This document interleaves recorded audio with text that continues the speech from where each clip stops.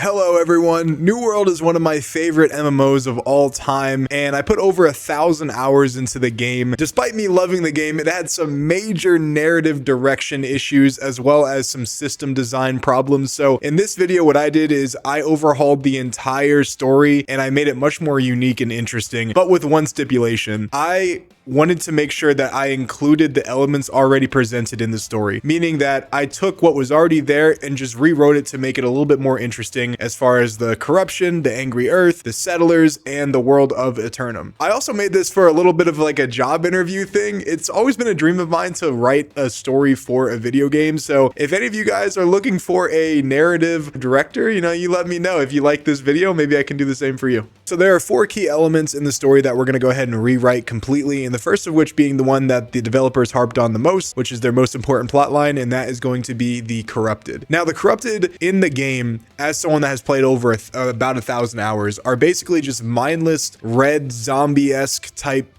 beings, and they just run around and go, and then they like hit shit with like pitchforks and stuff. There wasn't really a whole lot of weight behind the corrupted, and even when they did try to humanize the corrupted with Isabella being like the overarching villain kind of, it just fell very flat for me, and I don't really think it was very interesting because a lot of times they're telling you almost like exposition of like what the corrupted is. But what I think the corrupted should be is I think it should be a truly sad and scary experience. I think that the corrupted should be where you get corrupted by either dying too many times, you get corrupted by being too angry or too sad or bitter or some type of emotion. And when the threshold to become a corrupted is actually different for everyone. So what I think we should do is we should humanize more the corrupted people. So show who they are before the corruption, and then show how the corruption affects the lives of the people around them and then the town. And I think that's a lot more interesting to be able to make the corrupted more impactful, because right now in the game, when you have a mission, all you do is kill a couple corrupted, you get this, you get that, you get this quest item, and then you go back. It doesn't mean anything to like kill these characters or to fight these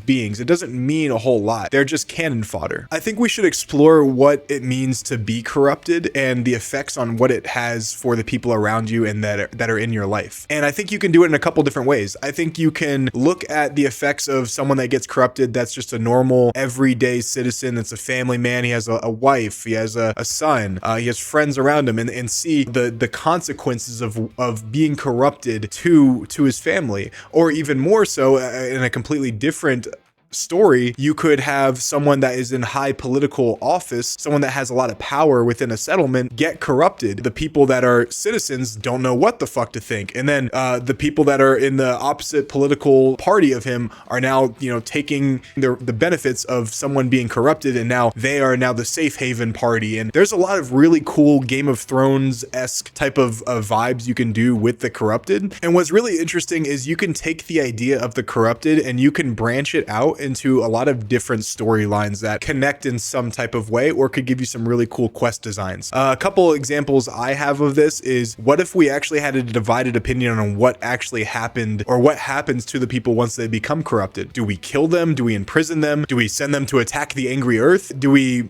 try to find a cure for them? There's a lot of really cool things that you can do. Another idea is to introduce theocracy into the game, where certain people are religious zealots or very faithful, and they believe that the ancients are like God, and the corrupted are like their wrath. So now you have that interesting plot line of not just the politics of everyday people, but you also now throw theocracy in the mix, and people have divided opinions on what we should do. I mean, you have eternal life on this island, but what is this? Are we getting punished by the gods for being certain ways? I mean, there's a lot of really cool things that you can do with the corrupted, and this is just me kind of just thinking about this for 2 days. The second key element that we're going to mostly override is the angry earth. Now, the angry earth are basically just these nature spirits defending Eternum from the colonizers, and they basically hate the settlers of Eternum for reasons no one really knows. They didn't really dive into the story that much. This was a very underdeveloped narrative. I think most of the things that I remember is like, clear this corruption blight,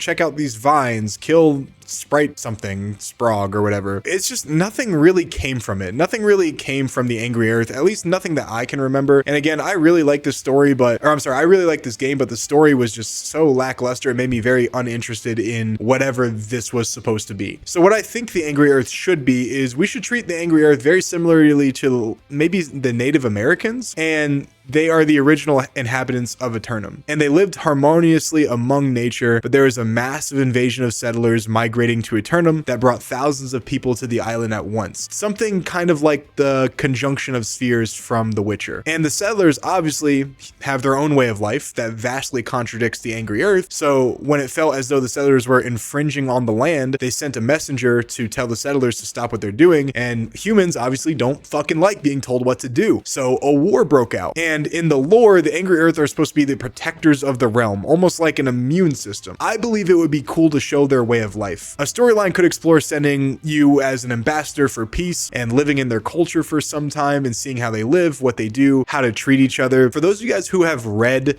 The Foundation, it's very similar to, I got this idea from the city called Mycogen on Terminus, where basically it's like they live in the same, on the same planet as everyone else, but their way of life is so vastly different that they are always at like almost like a cultural war with everyone else, right? And they are very standoffish and they're very private, almost like an indigenous culture. And if it were me, I'm making the Angry Earth fucking hot. I'm making them look like Zyra from League of Legends. I'm making them look like Poison Ivy from Batman.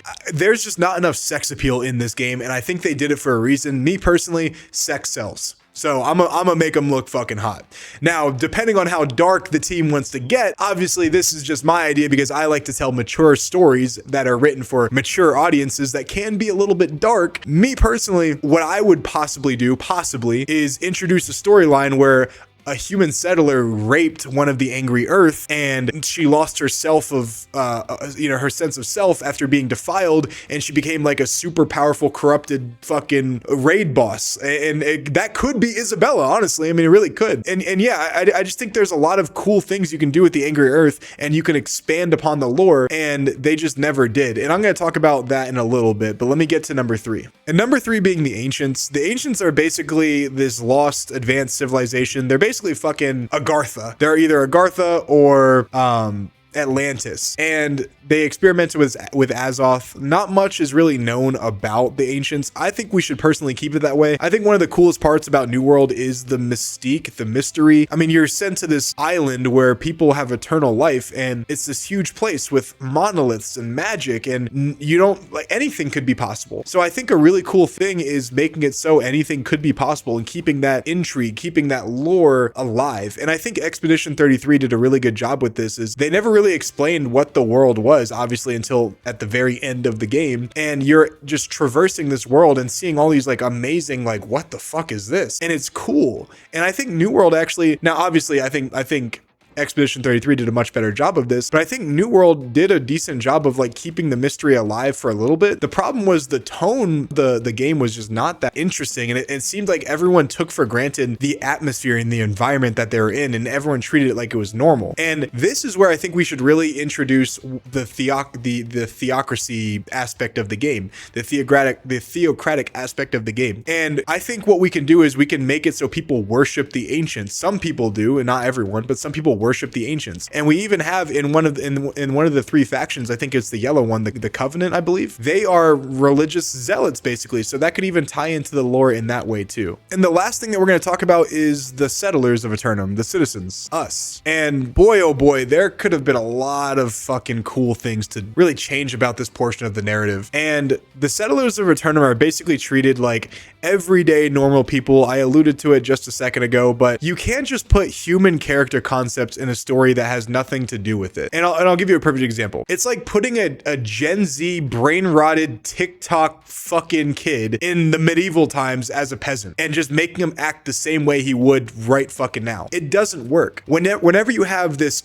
really cool concept of magic and mystery and corruption and all and eternal life, you can't just put regular ass people in the show in the game. It just doesn't make sense to me. What would I do if I was a settler of Eternum that just washed up on this mystical island where no one could die? I would be hungry to learn about the world, explore the environment. I would be scared of the corruption. I would try to settle down in a town that best suits me. I would learn how to defend myself with a weapon of choice. After New World rewrote their entire story, they made it so every settlement has a different plot line, but it was not very thematic overall. Basically, everything was very segmented. This Brightwood leaned into the horror aspect of the game, and then Monarch's Bluff had some type of ruler conflict. It was like the medieval time portion of the game. And what I really didn't like is all of these stories. Like, I don't mind a micro story, meaning that, there's different plot or stories for different plot lines, but none of them really ever connected. So what I did was I basically kept that same concept in mind. I kept the concept of having every settlement have a different story, but I wanted to connect them to make the universe feel a little bit more believable. So I'll give you an example. Brightwood leans more so into the scary horror side of the corrupted. And I think what we should do is have scholars from all over the world come to Brightwood and, study burial sites or old books from the past or soil samples, whatever it is, right? And we can have a very powerful corrupted lurking around Brightwood like a horror movie, right? Where it's like really scary because these corrupted are supposed to be fucking scary. So, these scholars, they come to Brightwood to study, and one of them goes missing from Windsward. And the person that goes missing from Windsward is this very prominent figure in the settlement. They're from a very powerful family. So what they do is, in order to rescue the scholar from Windsward asks Monarch's Bluff if they could, spare some soldiers to help them retrieve this person, right? And then Monarch's Bluff's like, well, I would, but we're at fucking war with the Angry Earth right now. So if you send a peace envoy to the Angry Earth and get them to stop their attacks, then we will go and we will help you get the scholar back. And whenever whenever you do finally get the Angry Earth to settle down, Monarch's Bluff sends their soldiers. You have soldiers talking in the background, almost like a mini lore dump where they're like, oh, I don't know, bro. I don't want to fucking go to Brightwood. It's scary, bro. Like, there's like just random spooky shit walking around. And this way, it's almost like you're living this believable world where these characters are believable. And that's one of the things I struggle with the most. I made a video about this game a while ago, and I kind of did what I did now is I rewrote the story, but in a very less in-depth version. And what I noticed was like, these characters are so unbelievable. Like, I couldn't get interested in the world, despite that being one of the coolest parts about the game, in my opinion, or one of the coolest ideas about the game. Do you see how everything is connected with my version of the story? Now, obviously, this is a very rough draft, and this isn't something that I wrote extensively, but the biggest problem with New World is all of these stories didn't really matter in the scope of the universe that they're in. And what I mean by that is all of these stories were basically just regular stories that any universe could have, but they are in New World. They didn't add really anything to the story. And I know the game had a lot of content issues. There wasn't a lot to do late game, and there wasn't really a whole lot the characters could really do to interact with the world other than war, I guess, and like town boards. So what I went ahead and did is I went ahead and rewrote a lot of the systems because they felt kind of boring and uninspired. And I made it so that the players can basically generate infinite content based on these system designs. Now, keep in mind, obviously, some of this players might hate. So obviously, take it with a grain of salt. This is just some cool ideas that I had. The first idea would be weapon mastery quest lines. So basically in the game, all you do is like equip a weapon, whether it be the Void Staff, the Void Gauntlet, I don't think the Void Staff exists, but the Fire Staff, the Void Gauntlet, the fucking Shield, Great Hammer, whatever it is, right? And you just got it to level 20, and then you upgraded the weapons. I think what would have been really cool is have the weapons go through different weapon mastery quest lines, and then the people that teach you about the weapon also give you a little bit of lore about the story. So, for example, the Void Gauntlet could have been something that they found from the ancients that they reverse engineered to basically make like a more tame version of it. And I think you can learn more about that through the quest lines and have like a weapon master teacher, essentially. Same thing with the fire staff, and obviously they can be different stories, whatever, to introduce different aspects of the world. But I think that would be not only cool content, but that would give you a reason to pay attention to the story, to understand a little bit more of the lore, and also just have like a little bit more of a regimented weapon system, I would say. Also, I think that they should go away with the armor that you get from random bosses. You get like an armor that's, you know, that's titled the pit stain of fucking Urania, and it, like the item sucks, right? So I think what they should do is go a little bit more so towards like the RuneScape version of armor systems, where they have, you know, mithril, and then they have dragon, and then they have rune and iron. And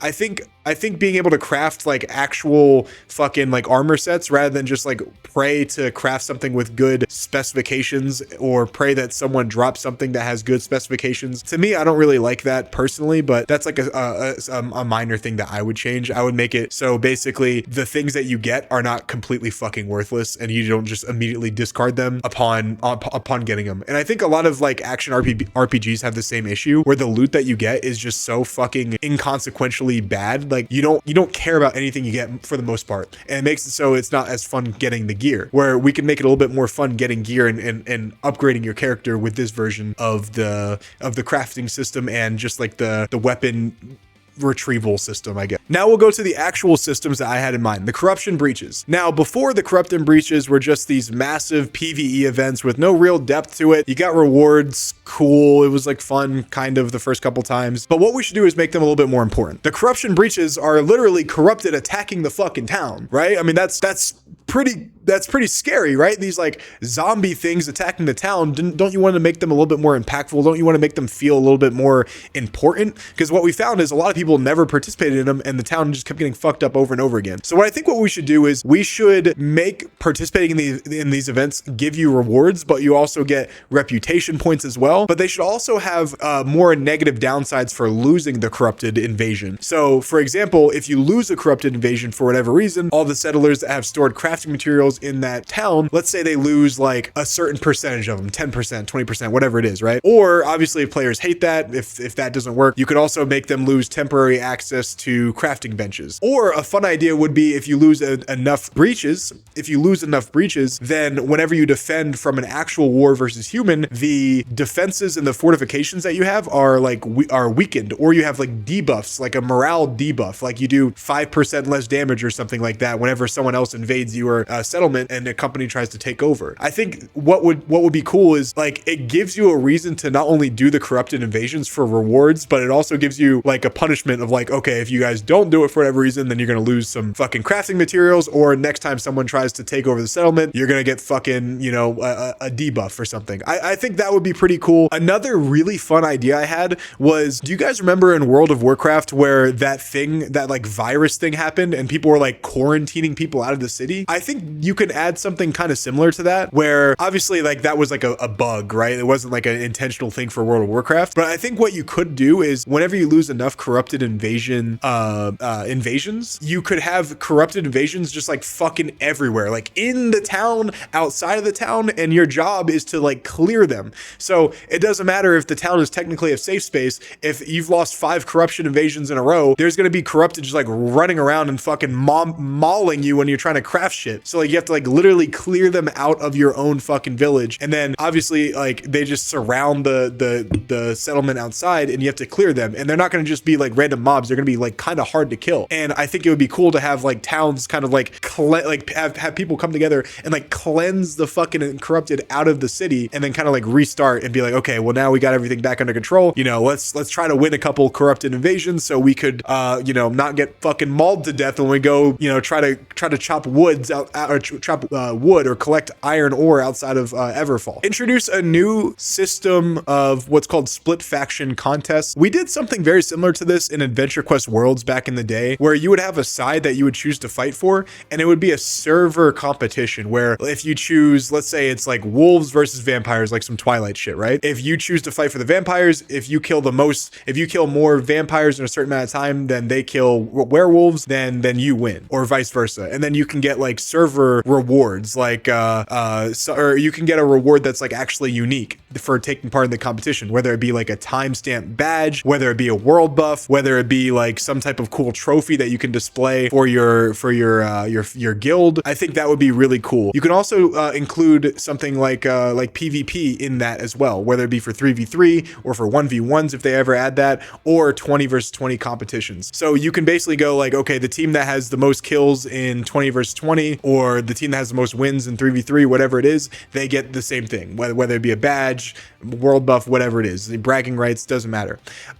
I think there's a lot of cool opportunities that you can add to this game that were just completely either not thought of or just completely scrapped. Another thing is rewriting the town boards. The town boards were pretty much only good for leveling up early or getting some reputation points or whatever it was, but I think we should restructure the town boards to be a little bit more interactive with players. Turning in materials was like kind of annoying, but like I guess it kind of makes sense, like building up the levels of the town, so I don't mind that as much. But what I think is what we could also have town boards give like you should be able to like vote in the town board. So for example, you have an X amount of resources that you have to give for defending corrupted invasions or giving people like tax incentives or something along those lines. And I think like members of the community should be able to vote as to like what that settlement gets and where they spend the resources that you get every month. And it gives people a reason to log in. It gives people a reason to like interact with the community. And I think that would just be pretty cool. The last thing that I'm going to talk about is actually one of the most abstract things I've thought about. And there's not take this with a grain of salt too, okay? But what about an Angry Earth like pressure system? So for example, you know how the Angry Earth are, you know, protectors of Eternum. What happens if, you know, if the server chops too many trees or mines too much fucking ore? Like your Angry Earth like pressure system goes up and up and up and up, and then they like waged war, kind of like a corrupted war, but with the Angry Earth. So it gives you a different type of like mob to fight. It gives you a couple other things. Now I'm not exactly sure how to like balance this, because obviously like not being able to chop trees for a certain amount of time could be kind of annoying, but it could force you to, I don't know, like do another task and like kind of force you to interact with the world in a different way than you're used to. I don't like I said, I don't know if that's going to be like something people will like or not, but it could be an interesting system. And what I want to do is I want to just make it. The reason I made this video is because I think that there's a lot of really cool things that you can do in video games and questing that is like, I feel like creativity is just gone, right? And I'm coming to you guys as someone that has literally never worked on a video game, that has never, I'm still working on my book, I haven't published it yet, but I'm coming at you guys from like a normal person's perspective. If I can think of this stuff in like a couple days, why couldn't a game that was doing stuff for like 5 years, in development for 5 years, 4 years, spent $100 million, $500 million in development, why couldn't they add some of this like normal stuff? Like some of this stuff is so fucking easy to add. A badge system for, chopping the most trees. What is it? Fucking, whatever it was, right? Like sorry, I'm like losing my train of thought now, but there's a lot of like really small things that you can add to a game, especially like New World, that could have completely changed how the game was played and completely changed how, like the MMO genre could be founded. And this is my attempt of throwing my hat in the ring and seeing if anyone wants to, at least work with me on creating a system or creating a narrative that actually matters to people. Because for those of you guys who have played a lot of games, you should know that the difference between being invested in a world or not, a lot of times is the story, or is the narrative, and is the quest design. And whenever you have these like systems in place that are so boring and interactive, whenever you have these stories that are so unbelievable that like no one really cares, it makes you not really care about like the world you're invested in, and it makes you more likely to play another game where you are more invested in. I'll give you a perfect example. I was playing the past couple days, I've played 2 games for content I'm gonna make videos on: Kingdom Come Deliverance 2, and I've played Wuthering Waves.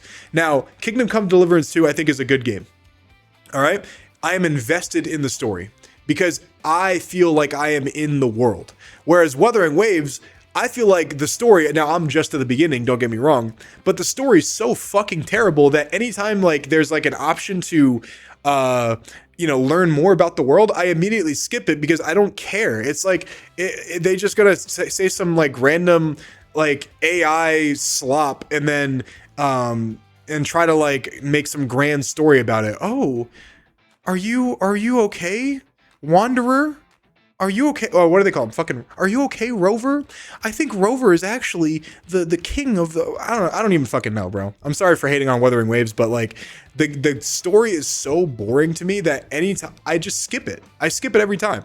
Now I heard it gets better, so I'm interested in that. But yeah, let me know what you guys think. Love y'all.